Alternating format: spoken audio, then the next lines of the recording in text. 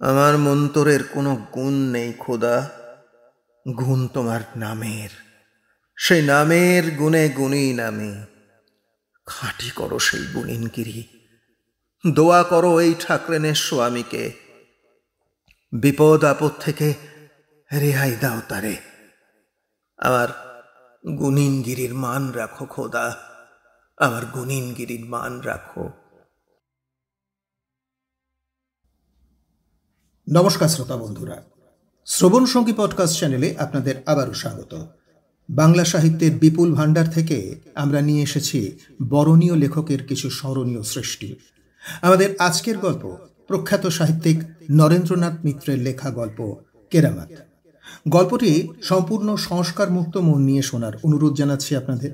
কোনো রকম ঝাড়ফুঁক, তুকতাক অথবা ব্ল্যাক ম্যাজিককে আমরা সমর্থন করি না এবং কোনো ধর্মীয় আবেগকে আঘাত করাও আমাদের উদ্দেশ্য নয়।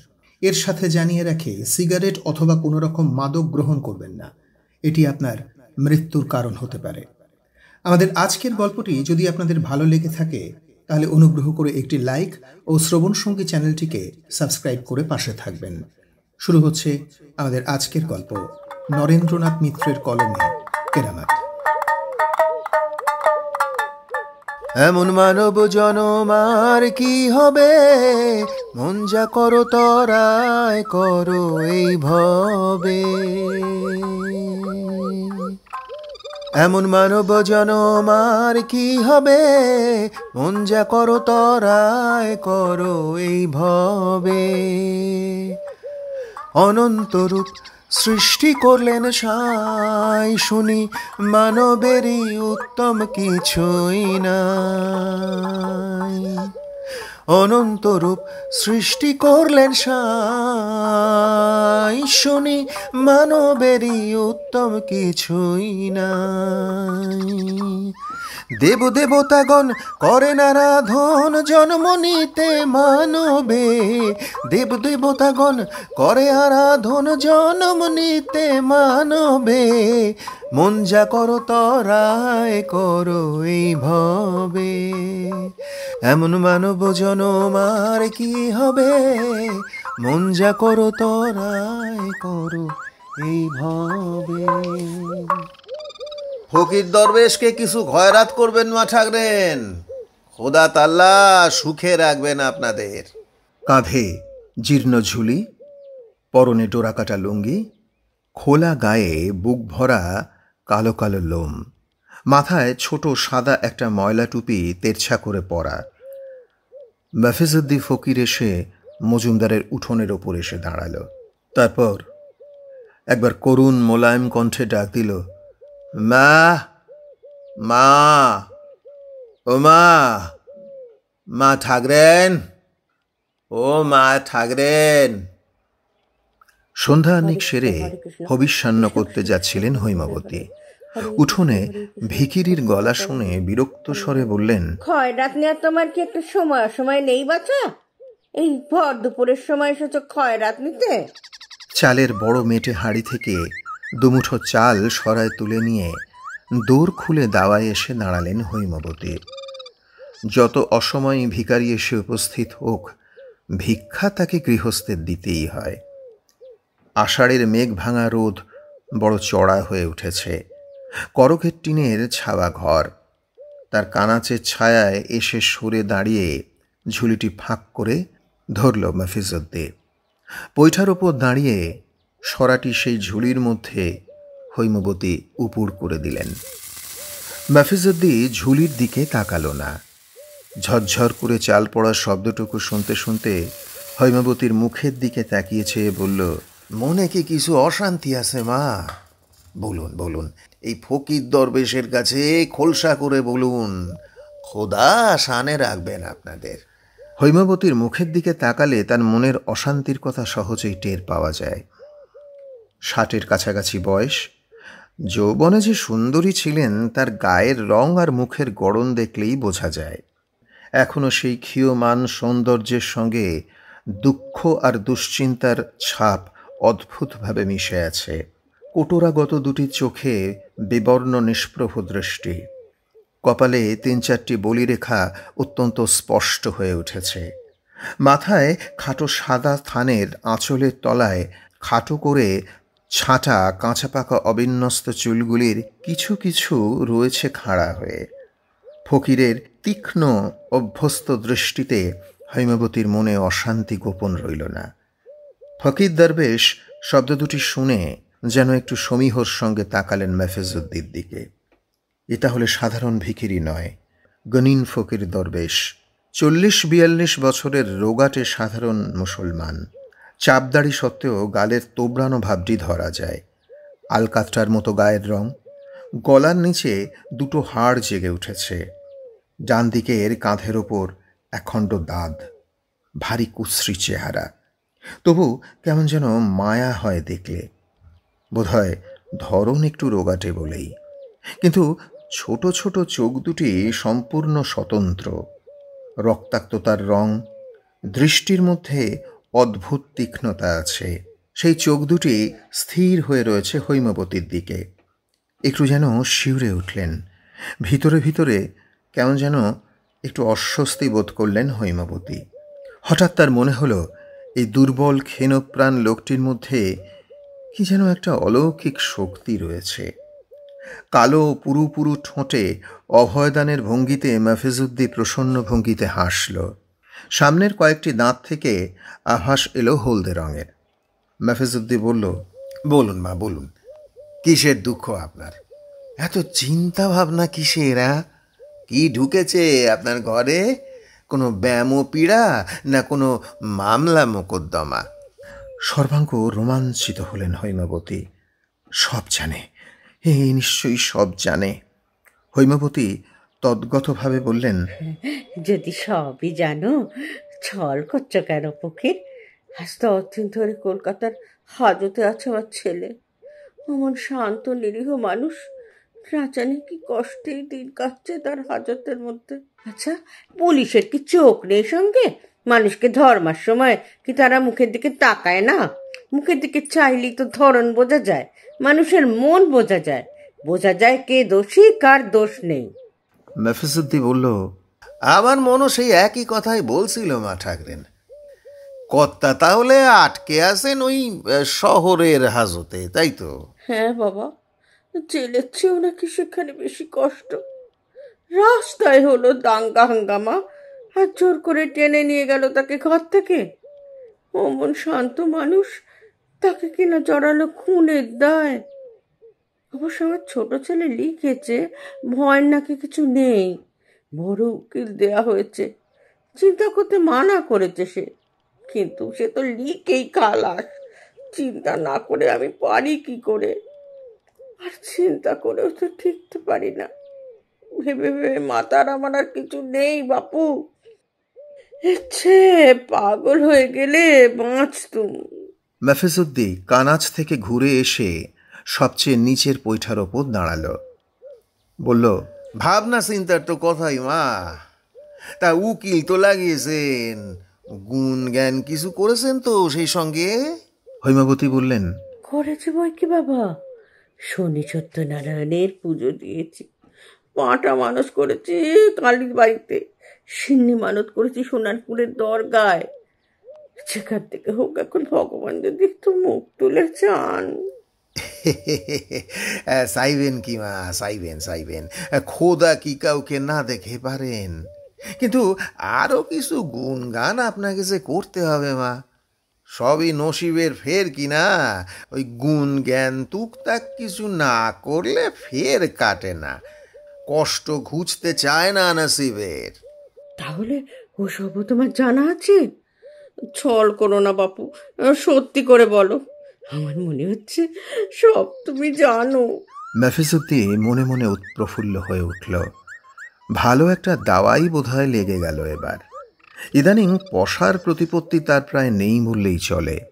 ভদ্রলোক তো দূরের কথা, অশিক্ষিত গরিব মুসলমান নমঃশূদ্র পাড়াতেও তার টুকটাক ঝাড়ফুঁক সহজে কেউ বিশ্বাস করতে চায় না। রোগ হলে তারা ডাক্তারের কাছে যায়। সাধ্যে না কুলোলে 1 টাকা ভিজিট দিয়ে দেখায় কম্পাউন্ডারকে। আর মামলা মোকদ্দমায় শহরে গিয়ে উকিল মুহুরির বাড়ি ছোটাছুটি করে। খটিবাটি জমি জেরাত বিক্রি করে উকিল মুক্তারের হাতে ধরে দেয়। মফিজউদ্দির কাছে বড় একটা কেউ আসতে চায় না। দিনকাল একেবারে বদলে গেছে। দয়া করে খুঁতকুড়ো 2-1 মুঠো তার ঝুলিতে কেউ কেউ ফেলে দেয়, কিন্তু তার বিনিময়ে মফিজউদ্দিরও যে কিছু দেবার আছে তাকেও স্বীকার করে না। গুনিনগিরির ব্যবসা প্রায় নষ্ট হবার জো হয়েছে। চণ্ডীপুরের মতন ব্রাহ্মণকায়তে গাঁয়ে রীতিমতো সম্পন্ন ভদ্রলোকের বাড়িতে যে এমন বিশ্বাসী ভক্ত একজনের সময় জুটে যাবে, মফিজউদ্দিন তা প্রত্যাশাও করেনি। হৈমবতীর মুখের দিকে তাকিয়ে একটু নিগুড় রহস্যময় ভঙ্গিতে মফিজউদ্দিন হাসল, বলল, জানাশোনা কিছু আছে বই কি মা ঠাকরেন, নাইলে এ খোদায় সময়ে আপনার কাছে আমাকে পাঠাবেন কেন? কিন্তু ওই গুণ জ্ঞান সব জায়গায় করতে যাওয়া ওস্তাদের নিষেধ আছে মা ঠাকরেন। যেখানে ওই ভক্তি শ্রদ্ধা আছে, বিশ্বাস আছে, কেবল সেখানেই কাজ করার হুকুম আছে ওস্তাদের।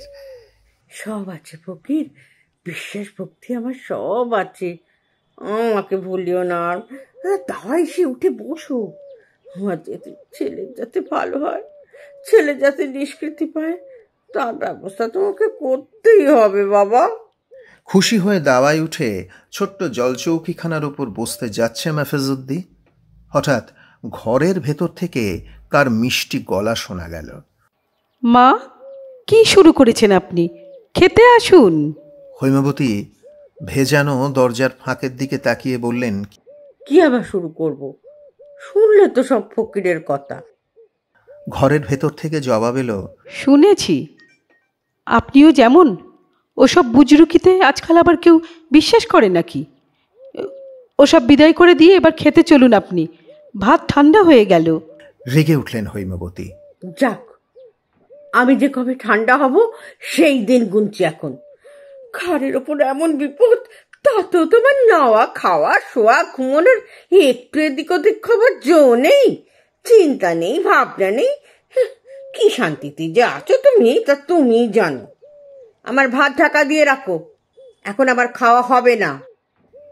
ঘরের ভেতরের মিষ্টি গলা তখনও কানের মধ্যে বাজছিল মফিজউদ্দির। যদিও তার সুরটাই শুধু মধুর কথাগুলি নয়, তবু মফিজউদ্দিন একবার সেই দোরের ফাঁকের দিকে তাকিয়ে চোখ ফিরিয়ে এনে হৈমবতীর দিকে চেয়ে বলল, তাড়াতাড়ি কিসের মা ঠাকরেন?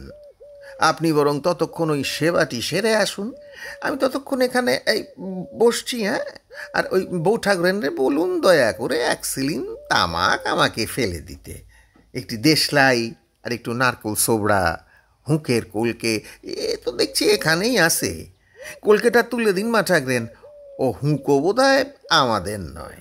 দেয়ালে ঠেস দেওয়া হুঁকোটির দিকে তাকিয়ে হৈমবতী বললেন, না না, ওটি নয়, তোমাদের জন্যও আলাদা হুঁকো আছে, দিচ্ছি। হুঁকো থেকে কলকেটি তুলে নিয়ে ফকিরের সামনে রাখলেন হৈমবতী। তারপর দাওয়ার দক্ষিণ দিকের খুঁটিতে ঠেস দেওয়া মুসলমানদের জন্য রাখা ছোট আরেকটি হুঁকো নিয়ে এসে মফিজউদ্দির দিকে এগিয়ে দিয়ে বললেন, এই নাও। তারপর ঘরের ভিতরের দিকে চেয়ে ডাকলেন, বৌমা। কোনো সাড়া এলো না। চটে উঠে হৈমবতী রুক্ষস্বরে বললেন, আমার কথা কি তোমার কানে যাচ্ছে না উত্তরা? লোক এসে একটু তামাক আগুন চাইলে পাবে না তোমাদের বাড়িতে? ভালো জ্বালা হয়েছে আমার। এক ছেলে তামাক ফেলে দিতে পারবে না এখানে, আমি নিজে গিয়ে উঠে আনতে হবে। উত্তরার শান্ত কণ্ঠস্বর শোনা গেল, দিচ্ছি মা, কিন্তু আপনি আর দেরি করবেন না, খেতে আসুন এবার। একটু বাদে দরজার ফাঁক দিয়ে 1 ছিলিম তামাক আর দেশলাই চৌকাঠ ডিঙিয়ে দাওয়ার মেঝেতে ফেলে দিল উত্তরা। যতটুকু সময় দেখা গেল সেই হাতখানির দিকে অপলোকে তাকিয়ে রইল ফকির। গৌরবর্ণ নিটোল সুন্দর একখানি হাত, ধপধপ করছে সরু একগাছি শাঁখা, তার সঙ্গে ঝিকঝিক করছে 2 গাছি সোনার চুড়ি। তামাকটুকু আর দেশলাইটি কুড়িয়ে এনে মফিজউদ্দিন কলকিতে তামাক সাজতে সাজতে বলল, বউ ঠাকরেন অত করে বলছেন যখন, আপনি একবার খেয়েই আসুন মা ঠাকরেন। হৈমবতী একটু ম্লান হাসলেন। আমার খাওয়ার জন্য তোমাদের কাউকে ভাবতে হবে না ফকির, এই 10 দিন ধরে খাওয়া দাওয়া আমার খুঁচে গেছে। ভাতের পাতর নিয়ে কেবল বসি আর উঠি, কিচ্ছুটি রোচে না মুখে। দু চোখের পাতা এক করতে পারিনি রাত্রে। একটু যদি চোখ বুঝি, যত রাজ্যের হিজিবিজি অনাথ সৃষ্টি। অসহিষ্ণু উত্তরা আবার ডেকে উঠল। উফ, ঘরে আসুন মা, ভিতরে এসে একবার শুনে যান, দোহাই আপনার। বিরক্ত হয়ে হৈমন্তী উঠে গেলেন ঘরে। বললেন, কি কি বলছো? আপনার কি মাথা খারাপ হয়েছে? যাকে দেখবেন তার কাছেই ওসব বলতে শুরু করবেন। ফকিরে কি করবে এসব ব্যাপারে? বলে দিন ওকে, তামাক খেয়েই যেন ও চলে যায় এখান থেকে। চাল পেলো, তামাক পেলো, আবার কি চায় ও? ওকে বিদায় করে দিয়ে এবার দয়া করে খেতে আসুন আপনি। দেখুন বেলা কোথায় গেছে। সব কথা কানে গেল মেফেজুদ্দির। সে যাতে শুনতে পায় এবং শুনে চলে যায়, সেই জন্যেই কথাগুলি একটু জোরে জোরে বলছিল উত্তরা। মনে মনে রাগ হলো মেফেজুদ্দির, কিন্তু হতাশ হলো না। অমন এক ফোঁটা বউকে যদি সে বশ করতে না পারে তো মিথ্যাই তার জারি জুরি। এমন মিষ্টি গলা বউটির, কিন্তু কথাগুলি এমন বিষের মতো কেন? এত তাচ্ছিল্য তাকে? তুচ্ছ তাচ্ছিল্য আজকাল অবশ্য অনেকেই করে, কিন্তু অমন চমৎকার যার গলা, শাঁখা চুড়ি পরা অমন সুন্দর যার হাত, তার মুখের কটু ভাষা যেন নতুন করে আঘাত করল মেফেজুদ্দিকে, দ্বিগুণ জ্বালা ধরিয়ে দিল বুকে। হৈমবতীর গলা শোনা গেল। চুপ চুপ চুপ, ছি ছি ছি ছি ছি, কি তুমি বলছো বৌমা? একটুও কি কাণ্ডজ্ঞান নেই তোমার? যার স্বামী অমন বিপদের মধ্যে, তার মুখে কি ওসব কথা মানায়? তার কি সাজে কাউকে হেনস্থ অবহেলা করা? অমন নাস্তিকের মতো মতিগতি যদি তোমাদের না হবে, তাহলে আর কপালে এসব ঘটবে কেন? অনেক বলে কয়ে সেতে বুঝে ফকিরকে আমি এনে বসিয়েছি। ওকে তুচ্ছ করো না, খবরদার। অমঙ্গলে তাহলে আর কিছু বাকি থাকবে না। বলতে বলতে গাটা যেন শিরশির করে উঠল হৈমবতীর।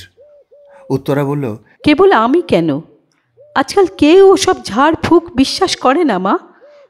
বুঝিয়ে সুজিয়ে ওকে বিদায় করে দিয়ে আসুন। ভিক্ষা তো পেয়েছে, এবার চলে যাক। ওর তুকতাকের কোনো দরকার নেই আমাদের। হৈমবতী চড়া গলায় বললেন, তোমার না থাক, আমার আছে। ছেলের মঙ্গলের জন্য আমি সব বিশ্বাস করি, সব করতে পারি। 2-4 পাতা বই পড়ে মহাপণ্ডিত হয়েছ কিনা তুমি? আমার কথা তোমার গ্রাহ্য হবে কেন? স্বামীর মঙ্গল আমঙ্গলের চেয়ে নিজের বিশ্বাস অবিশ্বাসী যখন তোমার কাছে বড়। আবেগে হৈমবতীর গলা রুদ্ধ হয়ে এলো, ছলছল করে উঠল চোখ। উত্তরা চুপ করে রইল। কিছুদিন ধরে এই রকমই শুরু করেছেন হৈমবতী। তাকে বকছেন, ধমকাচ্ছেন, নালিশ করছেন পাড়া প্রতিবেশীর কাছে। স্বামীর বিপদে উত্তরা নাকি তেমন উদ্বিগ্ন হয়নি। দুশ্চিন্তার লক্ষণ তার আচার আচরণে, কথাবার্তায় নাকি কিছুই বোঝা যায় না। অতি দুঃখে হাসি পেল উত্তরার। স্বভাবটা তার চাপা ধরনের। নিজের দুঃখ দুশ্চিন্তার অংশ অন্যকে সহজে সে পৌঁছে দিতে পারে না। নিজের মধ্যে সবটুকু সে ধরে রাখতে চায়। অন্যের কাছে ধরা দেওয়ায় তার সংকোচের অন্ত নেই। মুখের ভার মুখের হাসিতে সে লুকিয়ে রাখে। সেই তার আধুনিক শিক্ষা আর আভিজাত্য। দুঃখ ভোগে কাউকে সে সঙ্গী করতে জানে না, এমনকি শাশুড়িকেও নয়।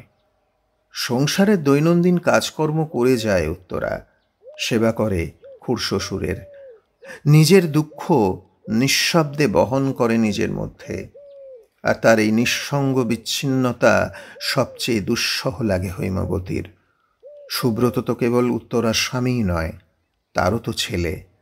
তার বিপদ, তার অমঙ্গল তো তাদের দুজনের বুকেই আঘাত হেনেছে। তবু উত্তরা কেন এড়িয়ে যায় তাকে? কেন তার চোখের জলে চোখের জল মিশায় না? দুঃখ যখন দুজনের এক, তার প্রকাশ এমন আলাদা আলাদা কেন?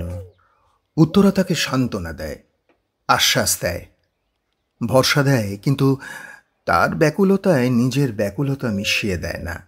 মনে হয় যেন মোহমুদ্গরের শ্লোক দিয়ে গড়া উত্তরা। কিন্তু মোহ দিয়ে গড়া যে সংসার, মায়া আর মোহই যে তার রূপরস। হৈমবতীর কথার জবাবে উত্তরা এবারও তার সেই অভ্যস্ত যুক্তির আশ্রয় নিল। ম্লান হেসে বলল, কিন্তু এসব বিশ্বাস অবিশ্বাসের ওপর তো তার মঙ্গলামঙ্গল নির্ভর করে না মা। তাছাড়া আপনার ছেলের মতামত তো আপনি জানেন, তিনিও তো এসব বিশ্বাস করেন না, তিনিও তো সহ্য করতে পারেন না ওসব কুসংস্কার। হৈমবতী বললেন, তাই বলে তার সঙ্গে তোমার তুলনা? পুরুষ মানুষ হয়ে যে যা করবে তুমিও তাই করতে চাও? পুরুষে তো বাইরে কত রকম কি বলে, কত রকম কি করে, কিন্তু ঘরের মধ্যে সেসব কথায় কান দিলে চলে মেয়েদের? বেশ বেশ, যা ইচ্ছে তোমার করো, তোমার কোনো সাহায্য করবার দরকার নেই আমার। বিদ্যে বুদ্ধির গুমন নিয়ে তুমি থাকো, যা করবার আমিই করতে পারি। রাগ করে ঘরের ভেতর থেকে বারান্দায় বেরিয়ে এলেন হৈমবতী। মনকে যথাসম্ভব শান্ত করার চেষ্টা করে ফকিরকে বললেন, কি কি জিনিসপত্র তো দরকার তোমার বাপু, বলো তো, আমি সব ব্যবস্থা করছি।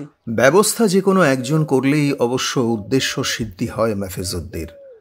ঝাড়ফুঁক, জল পড়া, তেল পড়া, যাই হোক কিছু একটা করে 5 শিকে পয়সা, দরগার নামে সোয়াশের চাল হৈমবতীর কাছ থেকে দিব্যি আদায় করা চলে, কিন্তু উত্তরাকে সমতে আনতে না পারলে কিছুতেই চলবে না যে মাফেজুদ্দির।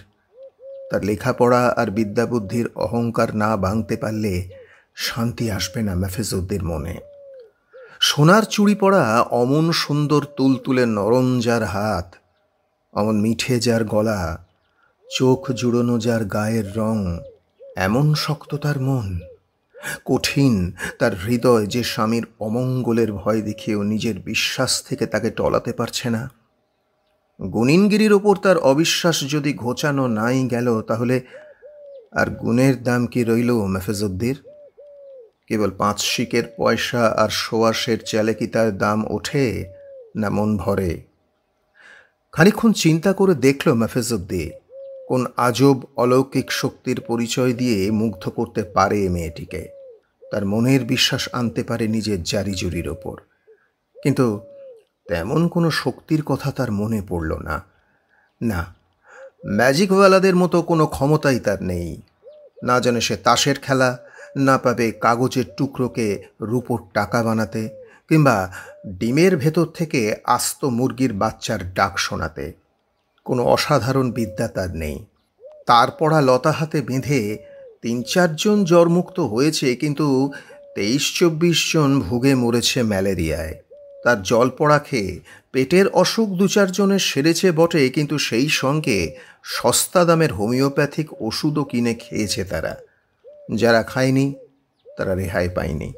তার মন্ত্র পড়া শিকড় সুতোয় বেঁধে কোমরে জড়িয়ে একবার করিম শেখের কাবিলাকে ফুসলিয়ে ঘরের বার করে এনেছিল মোতালেফ, কিন্তু শাড়ি গয়নার লোভ দেখিয়ে কাবিলাকে ফের ফিরিয়ে নিয়ে গেছে করিম।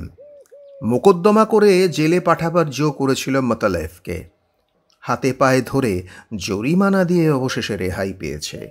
সবই মাফেজুদ্দি জানে।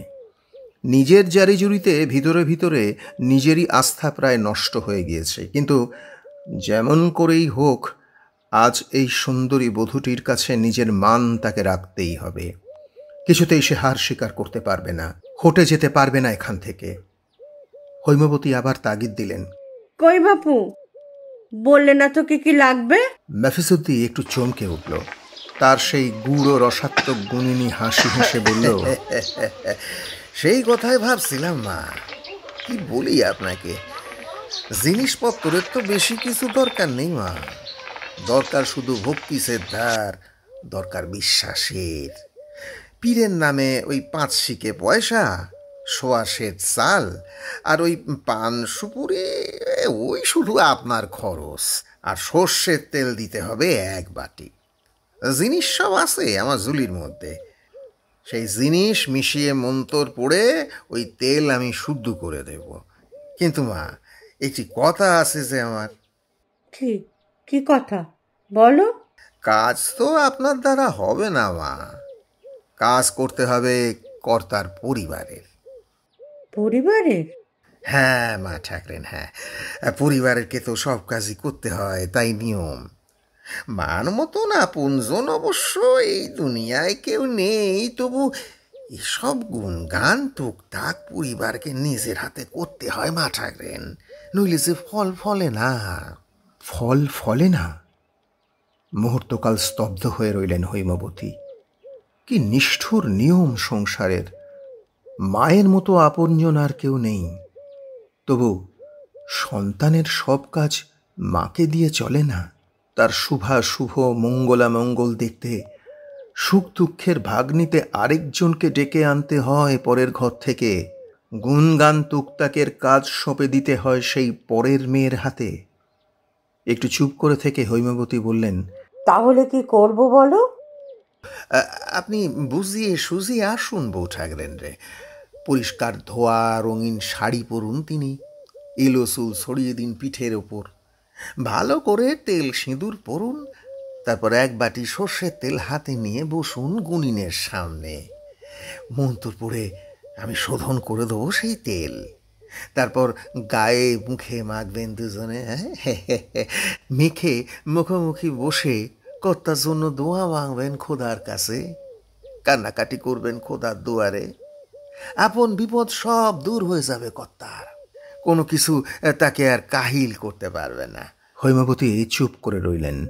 আবার তাকে গিয়ে স্মরণ নিতে হবে তাহলে সেই অবাধ্য পুত্রবধূর, যে কিছুই গ্রাহ্য করে না, কিছুই বিশ্বাস করে না।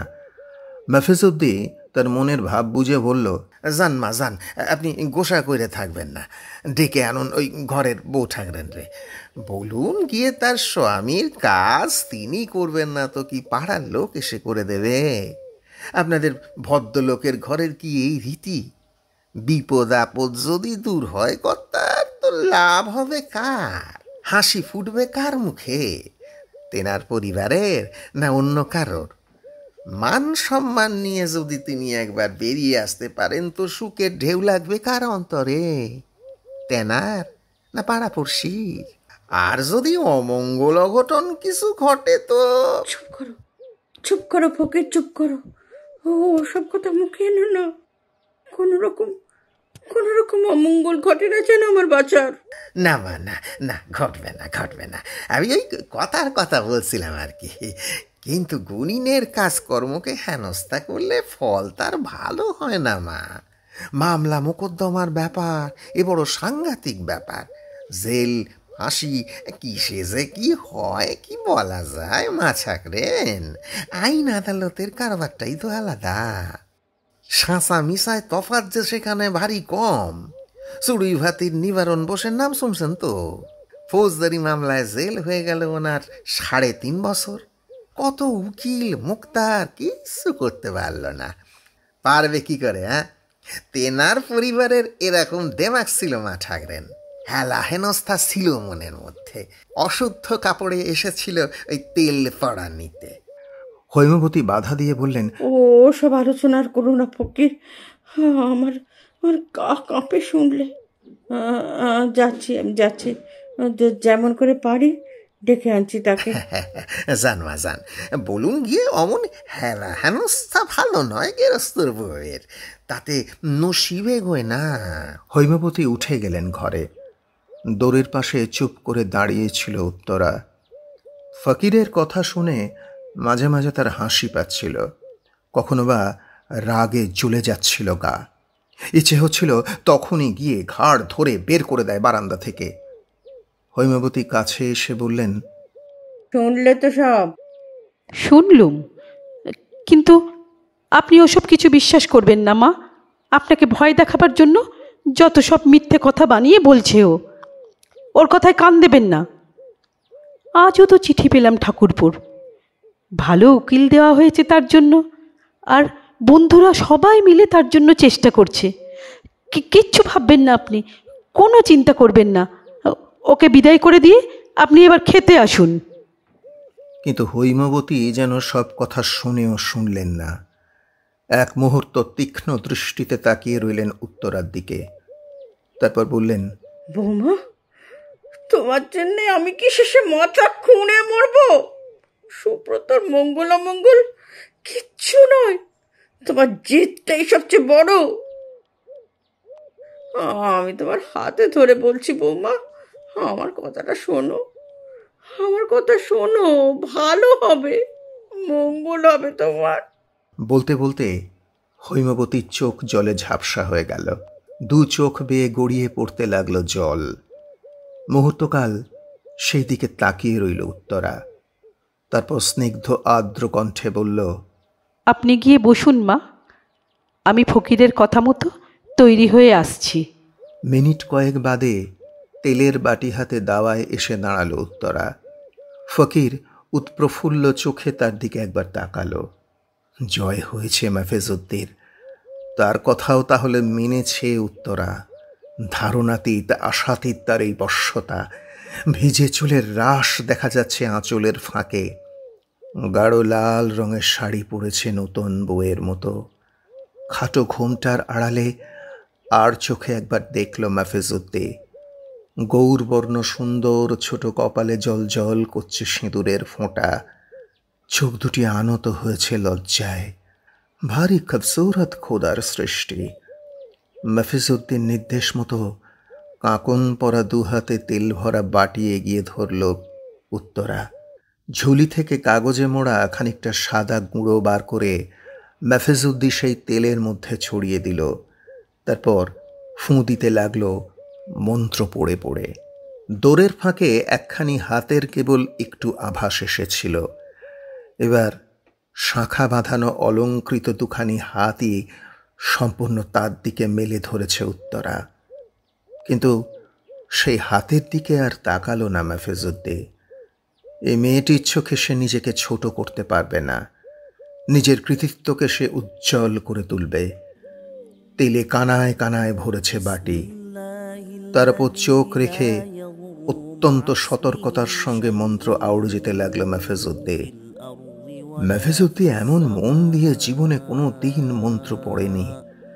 এমন তন্ময়তার স্বাদ কোনো দিন যেন সে অনুভব করেনি জীবনে।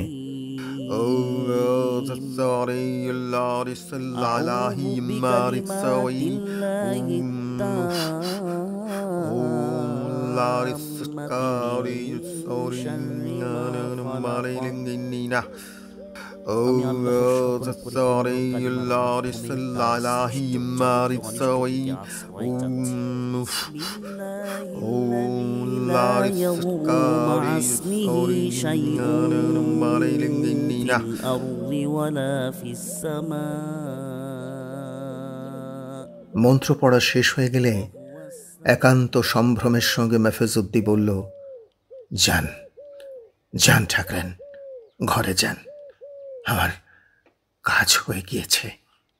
তারপর হৈমবতীর দিকে চেয়ে বলল, মা ঠাকরেন ঘরে যান, খোদার নাম করুন গিয়ে।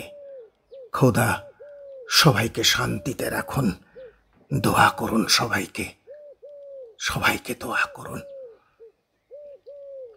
ডালায় করে চাল ডাল পান সুপুরি আর 5 শিকে দক্ষিণে হৈমবতী এনে দিলেন ফকিরকে। বললেন, আমাদের কল্যাণে তুমিও একটু ডেকো খোদাকে। ডাকবো বই কি মা ঠাকরেন, ডাকবো, এক্ষুনি গিয়ে ডাকবো। খানিক বাদে বারবাড়ির পুকুর ঘাটে শাশুড়ির ইঁটো বাসন ধুতে গিয়ে উত্তরা দেখতে পেল বড় আমলকি গাছটির ছায়ায় পশ্চিম দিকে মুখ করে একাগ্রমনে নামাজ পড়ছে মাফিজউদ্দিন। বাসনের পাঁজা হাতে নিয়ে সেই দিকে উত্তরা অপলকে তাকিয়ে রইল কিছুক্ষণ।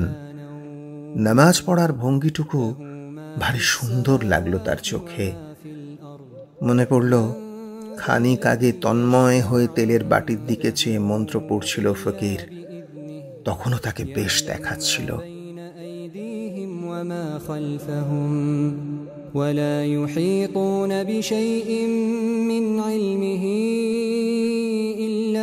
নামাজ শেষে মাফিজউদ্দিন দোয়া প্রার্থনা করতে লাগলো খোদার। আমার মন্তরের তো কোনো গুণ নেই খোদা, গুণ তোমার নামের, সেই নামের গুণে গুণীন আমি। খাঁটি করো সেই গুণীনগিরি, দোয়া করো এই ঠাকরেনের স্বামীকে, বিপদ আপদ থেকে রেহাই দাও তারে খোদা, বিপদ আপদ থেকে রেহাই দাও। আমার গুণিনগিরির মান রাখো খোদা, আমার গুণিনগিরির মান রাখো। সমস্ত দেহ মনে অদ্ভুত এক আনন্দের স্বাদ অনুভব করল মাহফিজ উদ্দিন। কোনোদিন কোনো উপলক্ষে এমন করে খোদাকে কারো জন্য সে আর ডাকেনি, বুঝি নিজের জন্যও নয়।